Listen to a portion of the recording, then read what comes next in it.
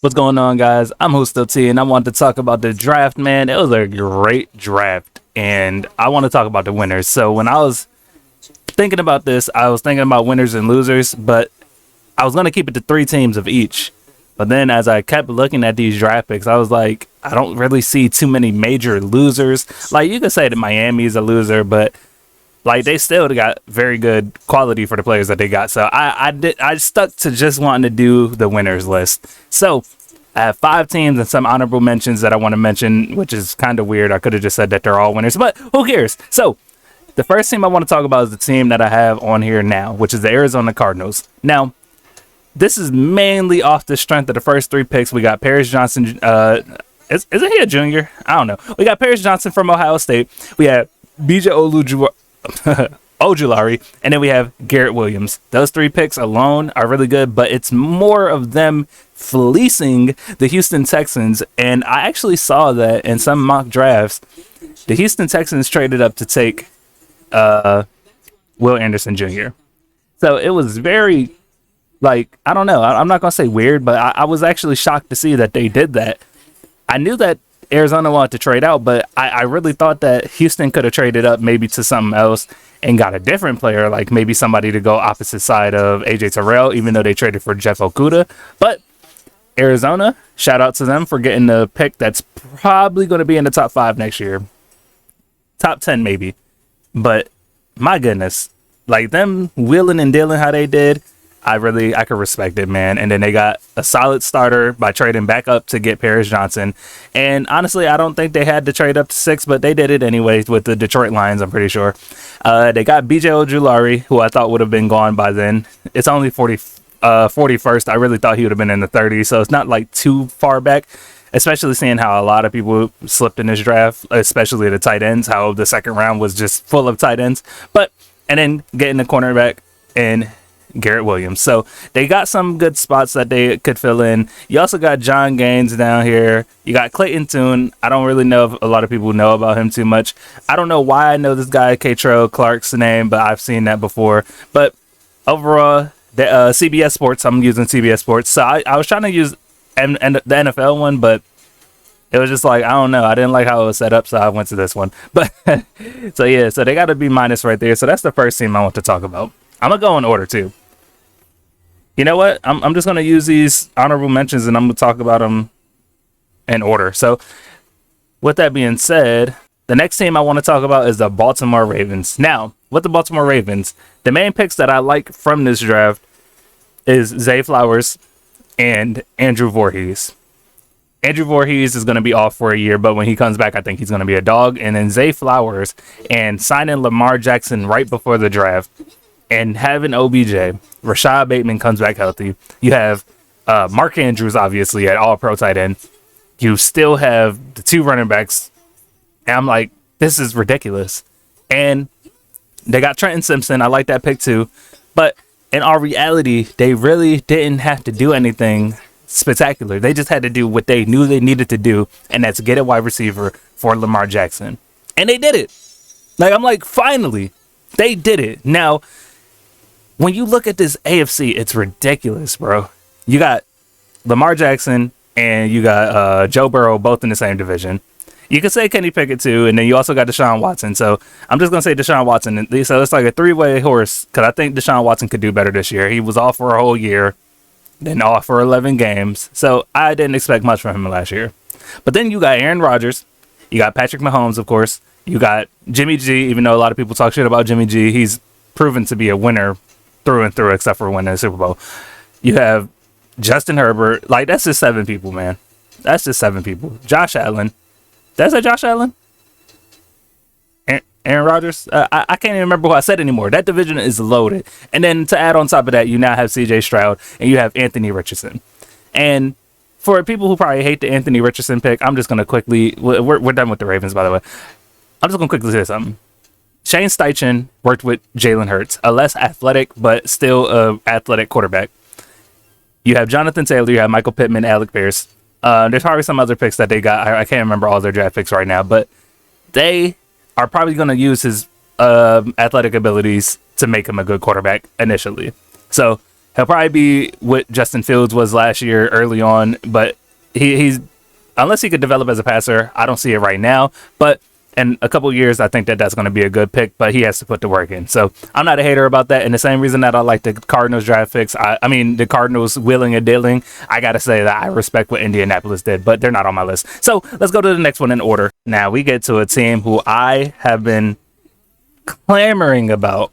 This is a team that actually is supposed to be on one of my lists for three interesting teams for the 2023 season. And this just solidifies it. They're definitely going to be on this list, so I'll make a longer video for them. But you draft Jahmyr Gibbs. That was a reach. I'm going to admit on it, and I am an Alabama fan, but Jahmyr Gibbs was a reach at 12. That's all I'm saying. I'm not going to say he's not going to be a good running back. I just think that it was a reach. Now, one of the picks I like the most, actually in succession, the picks that I like the most. Let's start off with Jack Campbell. If you watch Jack Campbell's tape, this man rushes the quarterback up the middle a lot when he gets the blitz. So imagine trying to run away from Aiden Hutchinson and then this dude's just coming up the middle. Like, you literally can only go one side of the field, and I'm pretty sure they have another defensive end that played well last year. So I really like that pickup. Although they said it was a reach, I can understand it, but I think that he was the best linebacker in the draft. Then you got Sam Laporta. Like, I don't know why I said his name like that, but Sam Laporta, you get a new tight end to go, not replace Hawkinson, but he's going to complement. So Jahmyr Gibbs, Jack Campbell, I thought they were going to take a wide receiver. They have Amon-Ra St. Brown, Jameson Williams when he comes back from suspension. You have a decent O-line. So it's like, this is going to be a decent team next year, man. Next is my favorite, not my favorite pick, but I'm just saying it because he's Alabama. But they got Brian Branch, man. That was such a great pickup for me, man. I thought that was just such an awesome move for them. And then the underrated pick is Hendon Hooker. I thought that Hendon Hooker was going to be a Seattle Seahawk. I thought that at one point he was going to be a Las Vegas Raider. Like, I was just sitting here like, who's going to get him? And then for Detroit to get him, you're basically saying, hey, Jared, you got one more year. Because Hendon Hooker, in 1 year, he'll be 26 years old, so he's old.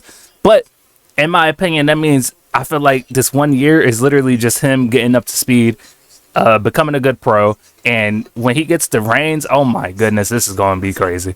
That's all I got to say about this team. This was that was a great pickup in my opinion. Let's see what they got graded. They got an A-. Good. So now I want to go to my next team. I'm trying to get them all in order, so sorry if I keep looking down. We already talked about you. Oh yeah, they got Josh Downs. I like that. As one of my quick pit stops, I love the Tyree Wilson move. They restructured Chandler Jones. Oh, this is Las Vegas Raiders. I should have said that. I'm not being as professional as I need to be.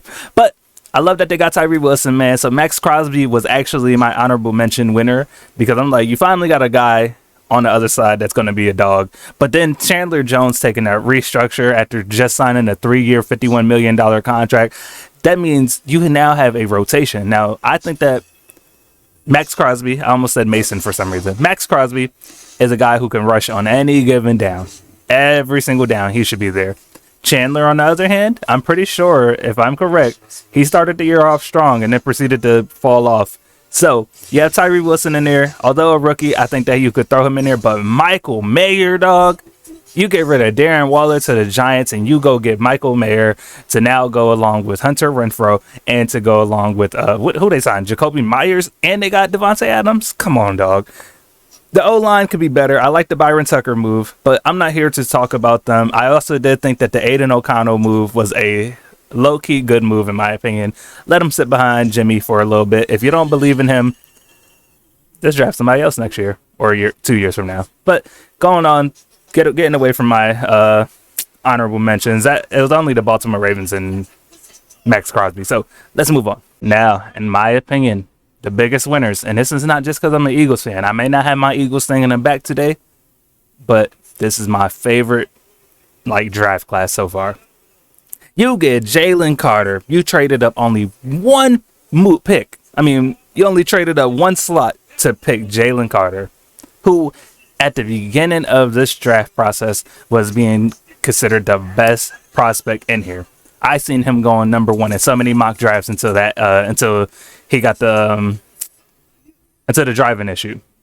And then somehow Nolan Smith falls into our hands. And then I'm not going to lie. Although I understand the Tyler Steen pick, And I think that it's going to be a great pick for us. Like he gets the chance to. I don't know. I think I saw something about someone saying he's going to be playing guard. I don't know about that yet. But Jeff Stoutland will get him under control. But then the Sidney Brown one, that's what really got me, because I was like, how did we get him? I did not think that we were going to get him. I thought maybe we get like a Jair Brown or something. But to get Sidney Brown, dog, I think that he could actually push for the starting safety spot in his rookie year. Like, there's no offense to Reed. There's no offense to, I think, we got a safety from New Orleans. Terrell Edmonds, all of them. I just think that this dude's going to be a dog from day one. And then we got Kelee Ringo. I don't know why I keep messing up his name. Kelly Ringo.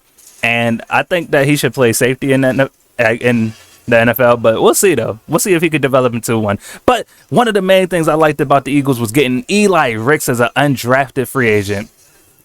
I was very amazed with that. I was like, good job. Put him on practice squad, because, you know, we got Slay, we got Bradbury, we still got Zach, we're pretty much set at cornerback for now. But I think that Eli Ricks can play over Greedy Williams, in my opinion.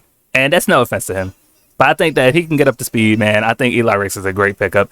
I like the Moro Ojomo pick, by the way, in 7th round, 249, literally like, 10 spots away from being Mr. Irrelevant. I think that was crazy. I didn't like the Tanner McKee one. I'm not going to lie. We could have just went without getting a draft in the quarterback, but, you know, things happen. But, man, I think the Eagles had the best draft class in this one. Tyler Steen gets a D+ for some reason. I think that it's a good pickup regardless. I don't think it's a D, but getting Sidney Brown right after is honestly excellent. So, shout out to my Eagles. And I don't know if y'all been seeing people been replacing the G and Eagles with the Georgia Bulldogs, right? So that's been pretty funny. So I want to move on to my next team. It is the Pittsburgh Steelers. You trade up to get Broderick Jones. I'm trying to think of who they traded in front of to take him. I think it was the Jets. So if they would have sat at like 16 or wherever they were, the Jets would have took them. I'm so happy that they found the offensive lineman for Najee Harris and for Kenny Pickett. They also traded for Allen Robinson. So you got Allen Robinson, you have Deontay Johnson, and you have George Pickens. Now you get some protection so that Kenny Pickett can have more time to throw, so that Najee Harris doesn't have to be a hero in the backfield. Like, I'm so glad that they didn't try to draft a running back and try to replace Najee just because that their garbage O-line that has been garbage for years was messing them up.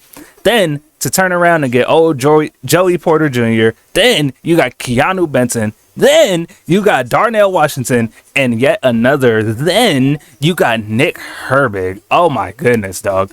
I don't know why the Nick Herbig move is a C, but my goodness, how do you hit on your first 5 like that? And it could be 6 if I knew who Corey Trice was. I knew I knew a few Purdue players, but my goodness, I really like what the Pittsburgh Steelers did. And, you know, I wasn't even this hype about my Eagles, but that's because I've been talking about them all day. You know, I got to work and started talking to the old heads. So I think the Pittsburgh Steelers, man, they had hats off, bro. That was a great draft by them, dog. Wow, it was the next one in 3 straight ones. Let me throw my papers. We done here. Bro, Seattle. What you trying to do? Now let's look at this, man. Seattle. Oh, yeah. By the way, Seattle was another team that I wanted to put on my interesting teams list. And they're about to make it now. They're definitely making it. So, this one is a co-one. Seattle won and also Geno Smith won because they did not draft a quarterback to sit behind him. But let's look at these picks. The first pick, Devon Witherspoon, the top cornerback prospect in the draft. Although I like Christian Gonzalez, I've been said that. I think Devon Witherspoon is a good pickup for them. So you're pretty much getting the Legion of Boom back together. You had Tariq Woolen. If I'm correct, wasn't Tariq Woolen a second team All-Pro? If he wasn't, hey, I know he led the league in interceptions. Co-led the league. And then you get Jackson Smith-Njigba, man. Oh my goodness. You telling me that Geno gets to throw to Tyler Lockett, who's been a 1,000-yard receiver for how many years now? You got DK Metcalf, and you got Jackson Smith-Njigba, who was low-key one of the better receivers, even when Chris Olave and them were there. That is, like, purely ridiculous. You get Derek Hall, and then another pick that I love was the Zach Charbonnet. Why did y'all need him? Why? Why did y'all need a two-handed monster? And you know what's crazy is I say two-headed monster, but my low-key value pick for them was the fact that they got Kenny McIntosh. So you really got three good running backs in my opinion. I know people may not be as high. You could see he got a C minus even though he was picked 237. But that's probably more because they picked Zach Charbonnet and they also have Kenny Walker. I don't like calling him Kenny Walker. They got Kenneth Walker. But my goodness. My goodness. Don't forget the Anthony Bradford pick. And on top of that, you had two rookies make the all-rookie team on your offensive line, and they were later picks. They were not first. Were they second rounders? I don't think they was a second rounder, but I could be wrong. But they were first and second rounders, man. Oh, my goodness. Seattle, dog, they knew that they needed to compete, and they needed to compete right away. That they had the tools to get there. They just had to believe in Geno. And to be honest with you, I will admit, I was not a believer in Geno. When they didn't trade for a quarterback last year, I was like, okay, that's weird. After they traded Russell Wilson. And then when they were talking about Drew Lock may be the starting quarterback, I'm like, please don't do that. When they said Geno Smith, I did not believe in Geno. He had game after game after game where I was like, yeah, this is going to end at some point. And he just kept on delivering. Now, towards the end of the year, you could say that he played worse than he did. But who didn't? Who really didn't? There are some people who did turn up at the end of the year.